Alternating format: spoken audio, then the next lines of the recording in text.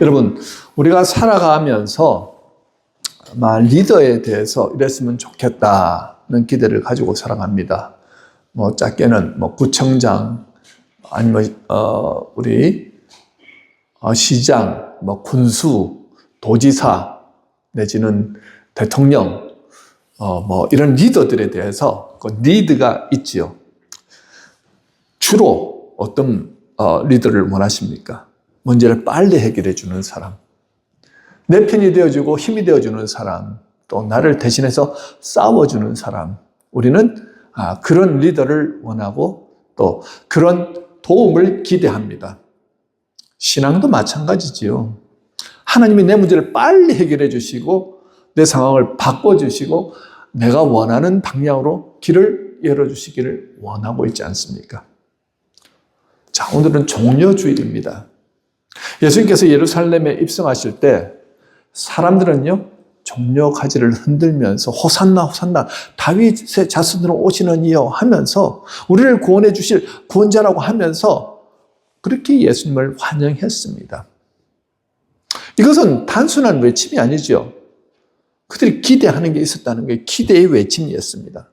로마의 압제에서 해방시켜 줄 왕, 강력한 힘으로 세상을 뒤집을 왕, 우리를 대신해서 싸워줄 왕, 그런 왕을 그들은 기대하고 기다리고 있었습니다. 그런데 며칠 뒤에 전혀 다른 장면이 펼쳐지지요. 오늘 본문 요한복음 18장에서는요, 그 왕을 대제사장의 군병들 그리고 로마 군인들이 체포하러 이렇게 옵니다. 왕은 도망가지 않습니다. 왕이 스스로 나아갑니다. 왕이 붙잡히십니다. 왕이 칼을 내려놓습니다. 이 모습은 사람들이 기대했던 왕의 모습이 아니지요. 여러분, 우리가 원하는 왕은요, 나를 위해서 싸워주는 왕입니다. 그러나 예수님은 나를 대신해서 죽어주시는 왕이십니다. 우리는 문제를 없애주는 왕을 원하지만 예수님은 문제를 통해 구원을 이루시는 왕이십니다. 우리는 강한 힘으로 이기는 왕을 원하지만 예수님은 순종으로 결국은 승리를 이뤄내시는 왕이시더라는 거죠. 그래서 종려주일은 단순한 기념일이 아닙니다. 내가 어떤 왕을 믿고 있는가를 묻는 날입니다. 나는 여전히 내 기대에 맞는 예수님을 찾고 있던가? 아니면 성경이 보여주는 참된 왕을 따르고 있는가? 오늘 말씀을 통해 도망가지 않으시는 왕, 스스로 나가시는 왕, 길을 내려놓으시는 왕, 참된 왕 되신 예수님을 다시 바라보게 되시길 주님의 이름으로 축원합니다. 그리고 그 왕을 입술로만 호산나 외치는 그런 삶이 아니라 정말 모든 삶으로 주님을 따르겠다고, 그러기 위해서 과연 예수님은 어떤 분이신가 오늘 말씀을 통해서 살펴보도록 하겠습니다. 첫 번째, 예수님은 끌려가신 것이 아니라 구원의 주도자로 스스로 나아가십니다. 여러분, 요한복음 18장은요, 예수님이 체포되는 장면을 보여주고 있습니다. 그런데 이 장면을 자세히 보면 우리가 흔히 생각하는 그 붙잡히신 예수님의 모습과는 다른 장면이 펼쳐지지요. 1절에서 3절 보면 예수님은요, 마지막 가르침을, 이 마지막 만찬을 하고 난 다음에 가르치신 후에 제자들과 함께 동산으로 이동합니다. 여기서 동산은 전통적으로 겟세마네 동산을 이르지요. 공간복음, 마태, 마가, 누가 복음에서는 이 장소를 겟세마네 동산이라고 그렇게 지칭하고 있습니다. 이 장소는 가끔 예수님이 제자들과 모이시는 곳이었고요. 주로 예수님이 기도하시는 장소였으므로 배신자 가룟 유다도 너무나도 잘 아는 장소였습니다. 예수님은 유다가 아는 그 장소를 잘 아시고 사람들에게 잡히시는 장소로 결정하셨다는 거예요. 왜냐하면 한번 생각해 보십시오. 예수님이 사람들이 많고 예수님 지지자들이 많은 가운데 지금 대제사장들의 군병이나 로마 군인들이 가가지고 예수님을 잡으려고 하면 어떤 일이 발생하겠습니까? 예수님을 못 잡게 하겠지요. 그러면 어떻게 됩니까? 그 안에서 치고받고 하면서 예수님을 살려야 된다 하면서 난리가 나겠죠. 그러면서 밀란이 일어날 수도 있고 큰 소요 사태가 일어날 수도 있겠지요. 그런데 예수님은 사람들이 많은 그 장소에 가시지 않고 아무도 없는 겟세마네 동산에서 그들이 오기를 기다리고 계시더라는 거죠. 스스로 잡히시기 위해서 그 장소로 가시더라는 것입니다. 예수님이 겟세마네 동산에 가셔서 하신 게 무엇입니까? 3명의 제자들 데리고 오늘 본문에 나오지 않지만 기도하러 올라가시지요. 베드로, 안드레, 요한을 데리시고 가서 따로 기도하십니다. 제자들 보고도 깨어서 기도하라고 하셨지만 제자들이 너무 피곤해서 잠들어 있습니다. 주님은 정말 땀방울이 핏방울이 되도록 간절하게 하나님 앞에 부르짖었습니다. 그리고 내려왔더니 제자들이 졸고 있는 거예요. 너희가 단 1시간도 깨어 있을 수 없더냐 하면서 다시 깨워놓고 올라가셔서 또 기도하십니다. 간절하게 하나님 앞에 부르짖었습니다. 이 잔을 내게서 좀 옮겨주십시오 하면서 간절히 마지막으로 기도하셨지만 또 내려와서 보니까 자고 있는 거예요. 그래서 다시 깨우고 다시 올라가고 다시 내려오니까 또 자고 있는 거예요. 또 다시 깨우고. 그러니까 이 시간이 한번 내려왔을 때 한 1시간 정도라고 한다면 적어도 한 2-3시간에서 3-4시간 정도는 계속 기도하셨다는 거예요. 그렇게 기도하시고 십자가를 잡혀갈 준비를 하신 다음에 드디어 어떻게 해요? 유다와 군대, 로마 군대 그리고 제사장의 그 하속들이 함께 횃불과 무기를 들고 지금 올라왔다는 것입니다. 이것이 오늘 본문의 내용이지요. 그런데 여러분, 대략 예수님 잡기 위해서 한 몇 명 정도가 올라온 것 같습니까? 여러분은 지금 12명, 예수님까지 13명이니까 대략 한 20명, 한 30명? 그래도 그 정도 올라오지 않았겠나 그런 생각할지도 모르겠습니다. 근데 실상은요, 여기에 보면은 로마 군대와 함께 올라왔다 그러잖아요. 이 로마 군대를 스페이라라고 하는데요. 로마 군대 단위로 일반적으로 한 600명 정도 됩니다. 다만 이제 실제 작전에서 그 일부만 파견됐을 수도 있지만 정확히 600명이 전부 출동했다라고 그렇게 우리는 알 수는 없겠지요. 근데 여기에 대해서 성전 경비병들도 함께 왔기 때문에 최소한 수백 명이 왔거나 아니면은 600명 이상이 왔다는 것입니다. 이 장면은요, 단순히 몇 사람이 와가지고 지금 이렇게 행한 장면이 아니고, 당시 종교 권력과 로마 권력이 함께 동원된 대규모 체포작전이었다는 거예요. 왜 그들은 이렇게 많은 인원을 동원해서 예수님을 체포하려 했을까요? 여러분, 예수님 많은 기적을 행하셨잖아요. 죽은 사람도 살리시고 5,000명 이상의 사람도 어떻게 해요? 성인 500여로 그렇게 먹이시고 이 놀라운 일들을 행하셨다는 것을 이 모든 사람들이 듣고 알고 있던 상황입니다. 그러니까 거기에다가 예수님을 따르는 수많은 무리들이 있고 그래서 자기들이 예수님 데리러 갔을 때 혹시나 소요 사태나 밀란이 일어날까 싶어서 자기들이 생각한 것보다 훨씬 많은 인원이 동원되었다는 거죠. 무엇보다도 로마 군대까지 동원한 이유가 무엇이겠습니까? 예수님의 일종의 로마를 지금 반대하는 반란의 지도자로 지금 여기고 그것을 철저하게 제압하기 위해서 그렇게 올라왔다는 것입니다. 자, 이런 엄청난 규모의 중무장한 군인들 앞에 예수님이 나아가서 이렇게 말씀하십니다. 4절입니다. 예수께서 그 당할 일을 다 아시고 나아가 이르시되 너희가 누구를 찾느냐. 자, 예수님은 지금 상황을 모르고 계신 것이 아니지요. 배신도 아시고 체포될 것도 아시고 십자가도 알고 계십니다. 그럼에도 불구하고 피하지 않으시고 오히려 먼저 나아가서 너희가 누구를 찾느냐 하면서 그들을 맞이하시더라는 겁니다. 자, 우리는요, 살면서 직면하기 어려운 두려운 일들이 발생할 때 어떻게 합니까? 피하려고 하지요. 아니면 돌아가려고 합니다. 부딪히려고 하지 않습니다. 그러나 예수님은 앞으로 자신을 모욕하고 채찍질하고 죽일 것을 알면서도 회피하거나 돌아가시지 않으시고 나아가 당당하게 그들 앞에 직면하시지요. 너희가 누구냐? 누구를 찾느냐? 그렇게 물으십니다. 그러자 그들이 말하죠. 나사렛 예수를 찾는다. 그 말 듣자 본문 5절 6절에서 예수님 자신을 드러내시죠. 대답하되 나사렛 예수라 하거늘 이르시되 내가 그니라 하시니라. 예수께서 그들에게 내가 그니라 하실 때에 그들이 물러가서 땅에 엎드러지는지라. 자, 내가 그니라 에고 에이미인데요. 단순한 신은 확인이 아니지요. 하나님의 자기 계시적인 표현입니다. 출애굽기에서 모세가 하나님의 현년을 만나고 난 다음에 당신 누구십니까? 물으니까 하나님이 뭐라고 말씀하십니까? I am who I am. 나는 스스로 있는 자다. 자신의 여호와 되심을 선포하시지요. 오늘 요한도 예수님의 하나님 되심을 이렇게 표현한 거예요. 내가 그니라. 이렇게 표현하심을 통하여 하나님 되심을 드러내고 있죠. 자, 그런데요, 내가 그니라 한마디 하는데 주춤하면서 로마 군병들이 뒤로 물러납니다. 그러면서, 그 600명이 뒤로 물러나다 보니까 어떻게 해요? 그냥 도미노처럼 있고 스르륵 넘어지는 거예요.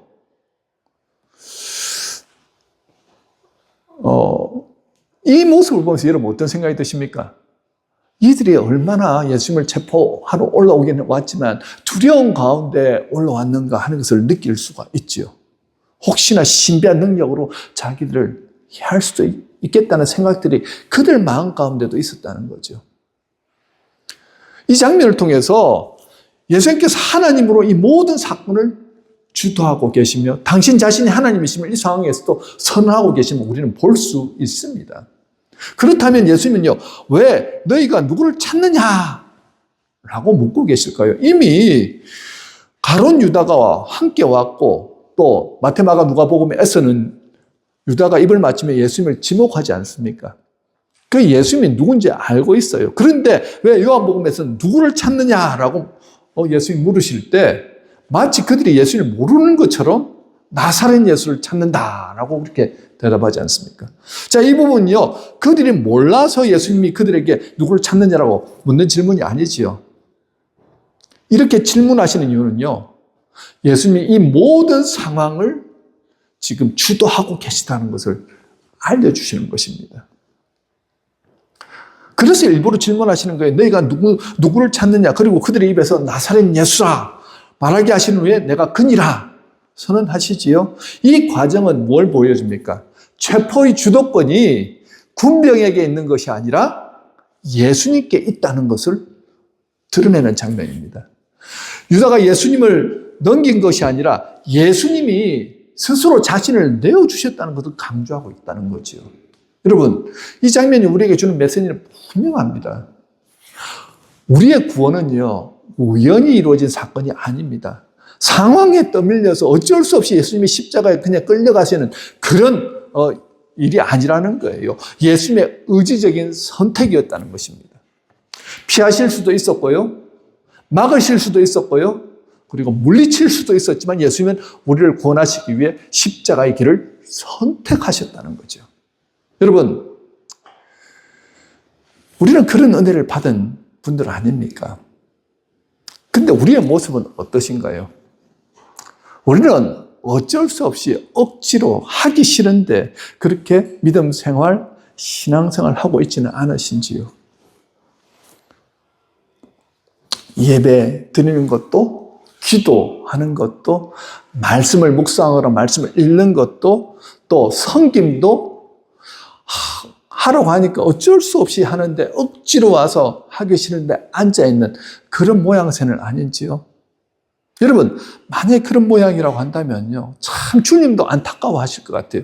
제가 중학교, 고등학교 때 우리 때는 야자가 있었습니다. 여러분 뭐 때도 있었겠지만요. 야자 때 나는 집에 가서 좀 쉬고 싶고 놀고 싶고 한데 억지로 앉아 있어야 되니까 그렇게 공부하기 싫은 거예요.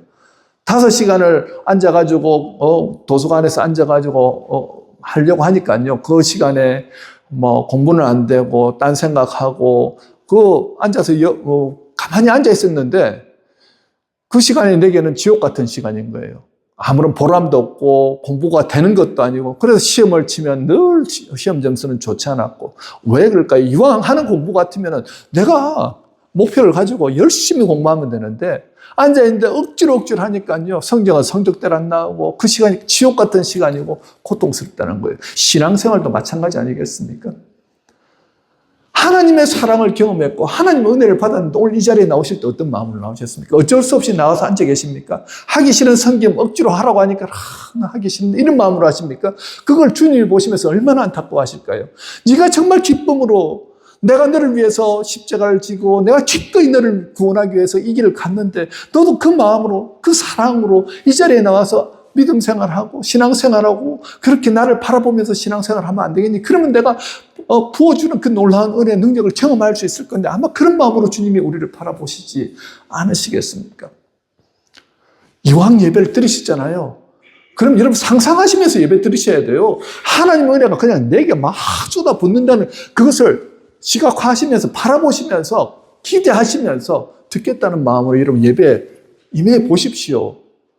기도하실 때 그냥 기도 주십시오 주저리 외운다고 해서 기도가 되는 게 아닙니다. 지금 이 상황 가운데 하나님이 지금 부어주시는 그 놀라운 은혜가 내게 임하고 있다는 그 믿음을 가지고 기도의 시간에 아주 짧지만 단 5분 10분이라도 그 마음으로 하나님 앞에 기도해 드리라는 거예요. 말씀을 듣는데 그저 앉아가지고 그냥 읽는다고 말씀 읽어지던가요? 아니요.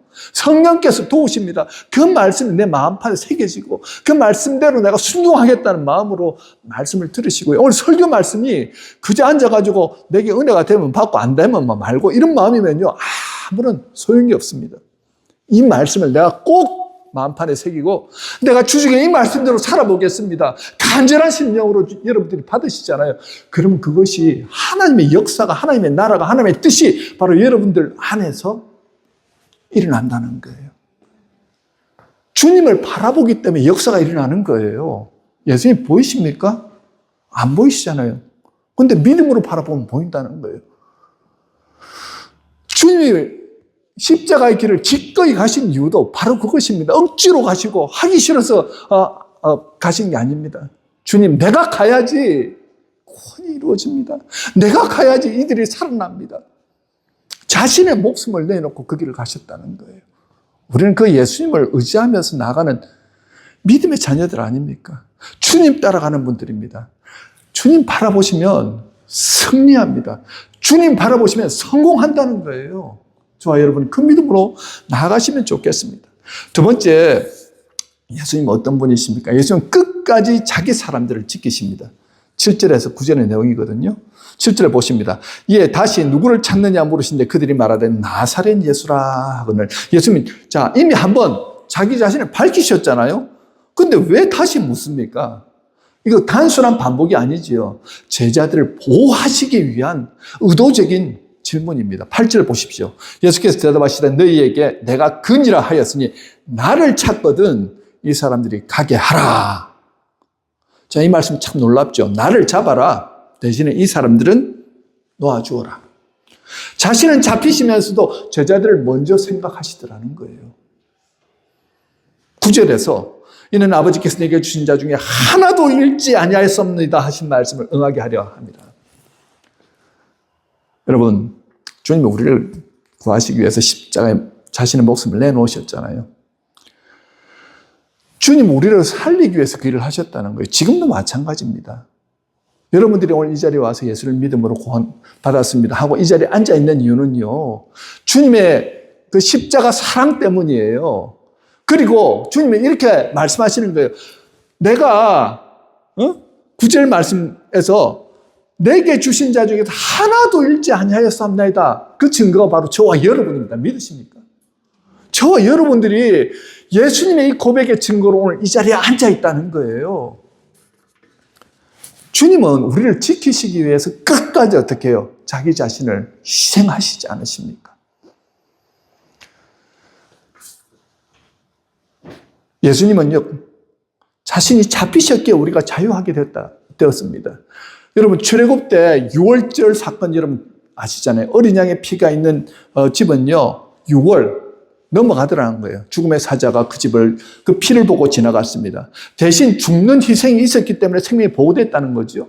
마찬가지로 예수님이 잡히셨기에 제자들은 풀려날 수 있었고 우리는 구원받을 수 있었다는 것입니다. 우리는 인생의 위기 속에서 하나님이 나를 지켜주실까 의심할 때가 있지 않습니까? 여러분, 이미 주님이 자신의 생명을 바쳐서 우리를 지켜주셨다는 겁니다. 그게 그냥 한 번 우리는 구원받았기 때문에 주님은 이제 빠이빠이 하고 그냥 네가 알아서 살아라는 게 아닙니다. 영원히 내가 너와 함께하리라 약속하셨어요. 우리가 믿음으로 두려운 상황, 고통의 상황, 절망의 상황이 있다 할지라도 주님은 끝까지 지키시겠다고 약속하셨고요. 주님의 그 약속은 끝까지 영원토록 함께하는 약속입니다. 믿으십니까? 어떻게 해요? 그러면 우리가 두려워할 상황 가운데서 누구를 바라봐야 하겠습니까? 우리를 지키시는 그 예수님 바라보며 살아난다는 거예요. 고통의 시간이 있지요. 절망의 시간이 있을 수도 있습니다. 그런데요, 주님 바라보니까 주님이 끝까지 우리를 지키시기 위해서 십자가를 마다하지 않고 그 모습을 바라보니까 우리가 살아납니다. 아, 주님이 나를 여전히 지키시고 계시군요. 주님이 여전히 나를 사랑하고 계시군요. 다시 일어나더라는 거죠. 이 가운데 지금 절망 가운데 있는 분들이 있습니까? 무엇을 어떻게 해야 될지 알지 못해서 두려운 가운데 있는 분들이 있습니까? 주님의 사랑 생각하십시오. 십자가 끝까지 마다하지 않으시고 우리를 지켜내신 그 사랑을 생각하면서 그분을 바라보십시오. 그분이 나를 지키신다는 게 느껴지실 것입니다. 다시 일어나셔서 걸어가는 거예요. 그 은혜로, 그 사랑으로 가득 차서 다시 일어나니까요. 어떻게 해요? 불가능한 장애물, 불가능한 그 일들을 다시 이겨나가고 극복해 나가는 우리들의 모습을 경험하게 될 것입니다. 끝까지 주님 바라보시면서 나아가십시다. 지키시는 주님이 오늘도 저와 여러분들 안에서 역사하십니다. 세 번째는요, 예수님은 어떤 분이십니까? 예수님은 인간적인 방법이 아니라 하나님의 뜻을 선택하셨습니다. 10절 11절이거든요. 이에 시몬 베드로가 칼을 가졌는데 그것을 빼어 대제사장의 종을 쳐서 오른편 귀를 떨어뜨리니 그 종의 이름은 말고라. 자, 이 장면 매우 인간적인 장면이죠. 무슨 말입니까? 스승이 집 잡히는 상황, 이 위기의 순간에 베드로는 가만히 있지 못합니다. 저는 베드로가 굉장히 용기 있는 사람이라고 생각합니다. 우리는 베드로가 막 예수님 나중에는 이렇게 거부하고 모른다고 하고 부인하고 저주했다고 하면서 저 겁쟁이 베드로 이래 하지만요. 여러분, 이 장면 지금 600명 정도가 칼을 차고 중부장한 상태에서 있는데 예수님 붙들러 가니까 대제사장의 하속인 그 경비병인 말고가 와가지고 예수님 잡으려고 하니까 칼을 딱 빼가지고 귀를 탁 치는 거예요. 여러분 같으면 그렇게 할 수 있겠습니까? 한두 명 같으면 자기 힘으로 뭔가를 한번 해보겠는데 지금 몇십 배가 많은 군인들이 자기를 딱 둘러싸고 있습니다. 칼을 빼드는 동시에 창이 날라오고 활이 날라오고 어떻게 해요? 죽을 수밖에 없겠지요. 지금 이 위기 상황입니다. 그럼 베드로가 잘했네 박수 쳐줄까요? 아니, 주님은 그렇게 하시지 않으시죠. 지금 베드로가 하는 그 모습은요, 문제 앞에서 감정으로 반응하고 힘으로 해결하려 하고 내 방식으로 돌파하려는 모습 아닙니까? 오늘 베드로가 칼로 문제를 해결하겠던 방식, 만약 예수님 베드로를 말려서지 않았다면요, 아마 거기에서 많은 제자들이 목숨을 잃었을 것입니다. 구원의 역사가 일어날 수 있었을까요? 예수님도 그 장소에서 어떻게 되실지 모르는 그 지금 위급한 상황이라는 거예요. 근데 예수님이 11절 전반부에서 이렇게 얘기하죠. 베드로에게 말씀하십니다. 칼을 칼집에 꽂으라. 이 말씀은 단순한 행동 제지가 아니죠. 방향을 바꾸라는 말씀입니다. 인간적인 방법 아니고 하나님의 방법을 선택하라는 거예요. 세상은 말하죠. 싸워라, 이겨라, 지지 마라. 그러나 예수님 말씀합니다. 내려놓아라. 그러면서 11절 후반부에 아버지께서 주신 잔을 내가 마시지 아니하겠느냐 하시냐. 이 잔은 무엇입니까? 이 잔은 십자가를 의미하죠. 고난입니다. 하나님의 뜻입니다. 예수님 지금 피할 수 있는 길을 의도적으로 선택하고 그 길을 가고 계십니다. 왜요? 그것이 하나님의 뜻이기 때문입니다. 예수님은요, 그렇게 말씀하시잖아요. 마태복음 27장 53절에 내가 원하면 12영도 더 되는 천사를 불러서 지금 당장 이 군사들 어떻게 해요? 다 물리칠 수 있다고 그렇게 말씀하시거든요. 이 한 영이 한 군단에 6천 명 정도 됩니다. 그러니까 12군단이면 7만 2천 명 정도 되죠. 7만 2천 명 불러가지고 그냥 이 로마 군인들 전체를 다 쓸어버릴 수 있지만 그렇게 하시지 않죠. 왜냐하면 주님의 나라는 세상의 힘과 권력으로 이루는 나라가 아니라 십자가를 통해서만, 은혜를 통해서만 세워지는 나라이기 때문입니다. 칼을 쓰는 용감한 자들을 통해서가 아니라 십자가를 지는 믿음의 사람들을 통해서 하나님의 나라가 세워진다는 거예요. 주님이 이 자리에서 말고의 길을 치유해 주심을 통해서 불상사가 일어날 수 있는 그 상황 가운데서 제자들을 지켜내시지요. 여러분, 예수님의 승리는요, 칼로 이룬 승리가 아닙니다. 순종으로 이룬 승리지요. 싸워서 이긴 승리가 아니라 순종해서 이룬 구원이라는 것입니다. 여러분, 십자가는요, 패배처럼 보이지만 실제로는 가장 위대한 승리입니다. 여러분, 베드로는 칼을 들었고 예수님은 십자가를 선택하셨습니다. 베드로는 싸우려 했고 예수님은 순종하셨습니다. 우리의 본성은요, 자꾸 칼 들고 싶어 해요. 싸우고 싶어 해요. 근데 하나님의 뜻은 순종하라는 것입니다. 우리의 삶을 돌아보셨으면 좋겠습니다. 우리는 여전히 칼을 들고 있지 않습니까? 말로 상처 주는 칼, 분노의 칼, 내 주장과 고집의 칼을 내려놓아야 합니다. 그때야 비로소 십자가가 서게 됩니다. 그때야 비로소 십자가의 사랑이 우리 안에서 흘러넘치고 하나님의 나라가 우리 가운데 임하게 된다는 거예요. 여러분, 지금 붙들고 있는 내 방법 내려놓으시면요, 하나님이 일하십니다. 감정으로 반응하지 마시고 힘으로 해결하려 하지 마시고 하나님의 뜻 안에서 우리가 무릎 꿇고 주님 바라보며 나가면요, 지금 당장은 이해되지 않지요. 이게 될까 안 될까?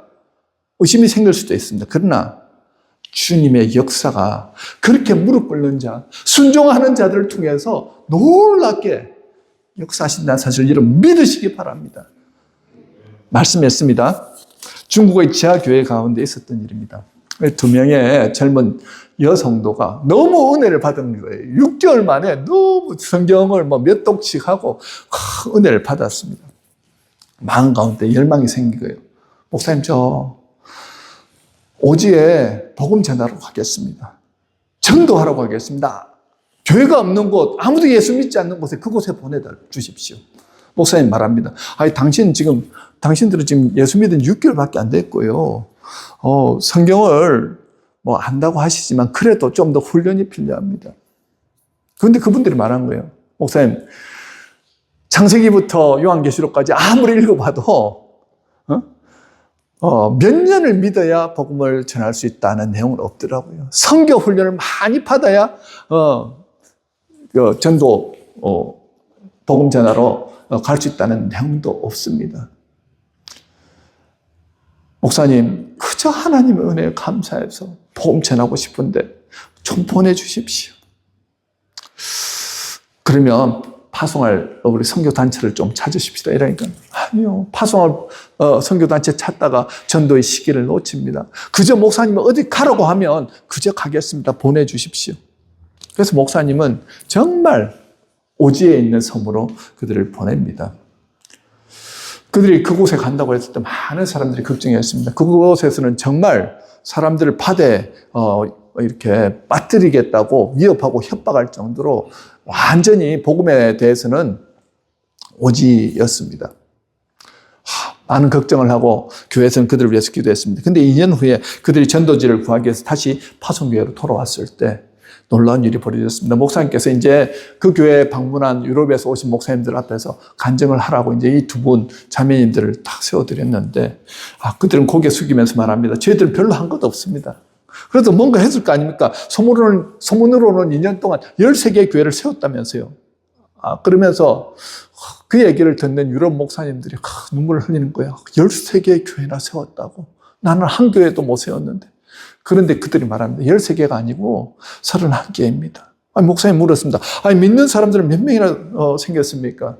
듣기로 나는 220명이니까 한 교회당 한 7명씩 그렇게 믿게 되었구나 생각했는데 그들이 말합니다. 제일 작은 교회가 220명이고요. 그러면 제일 많은 교회는 몇 명입니까? 그러니까 4,000명이 믿게 됐다는 거예요. 아니, 어떻게 이런 일이 있을 수 있냐? 그러니까 도대체 무엇을 했는데 이렇게 많은 사람이 예수님 믿게 되었습니까? 물으니까 그들은 이렇게 대답한 겁니다. 그저 우리는 주님께 기도했습니다.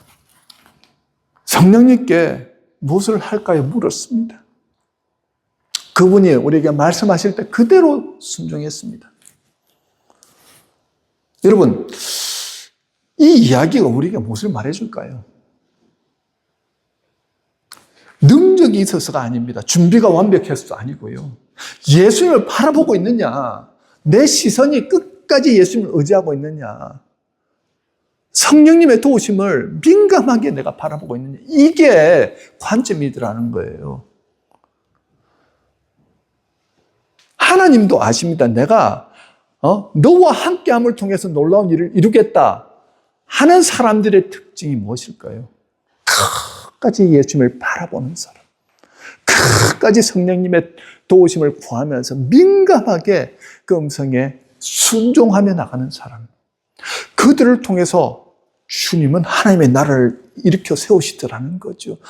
저와 여러분에게도 마찬가지입니다. 오늘 말씀을 통해서 십자가를 지시기 위해서 그 어떤 고난도, 역경도 마다하지 않으시고 스스로 그 자리에 나가시는 그 예수님, 그리고 끝까지 제자들을 지키시기 위해서 어떤 희생도 마다하지 않으시는 예수님, 끝까지 순종하시는 그 예수님이 저와 여러분 가운데 함께 하신다는 거예요. 우리가 주님의 마음을 알고 주님의 뜻을 알고 십자가 그 그늘 아래서 주님 말씀하시면 순종하겠습니다. 여러분, 믿음으로 고백하며 나아갈 때 저와 여러분 안에서 천국을 경험하게 됩니다. 하나님의 음성이 들리기 시작할 것이고 하나님의 뜻대로 순종함을 통해서 놀라운 역사들을 경험하게 된다는 것입니다. 오늘 주님께서 주시는 이 말씀을 붙드시면 좋겠습니다. 결단하시면 좋겠습니다. 더 이상 두려움을 바라보지 마십시오. 상황 바라보지 마십시오. 예수님 바라보십시오. 예수님은 스스로 십자가의 길로 나아가셨고 제자들을 지키셨으며 끝까지 하나님의 뜻에 순종하셨습니다. 이것이 진짜 왕의 모습입니다. 그 왕을 우리가 우리 마음에 믿고 따라가면요, 오늘 예화에서 말씀드린 그 두 자매의 놀라운 역사와 은혜를 우리 가운데서도 똑같이 경험하게 된다는 거죠. 칼 내려놓으십시오. 내 방법 내려놓으십시오. 그리고 이렇게 고백하시면 좋겠습니다. 주님, 무엇 하기를 원하십니까? 주님, 어디로 가기를 원하십니까? 그때 성령님이 말씀하실 것입니다. 그대로 순종하시면요, 여러분 안에서 놀라운 은혜와 능력을 경험하게 될 것입니다. 종료주일을 맞이하여서 호산나를 외치는 입술을 넘어서 예수님이 순종하시는 그 모습을 바라보며 이제 억지로가 아니라 자발적으로, 두려움이 아니라 믿음으로, 내 뜻이 아니라 하나님의 뜻으로 살겠다고 결단하심으로 하나님의 나라가 임하고 하나님의 뜻이 이루어지는 은혜를 경험하시는 저와 여러분 되시길 주님의 이름으로 축원합니다. 아멘.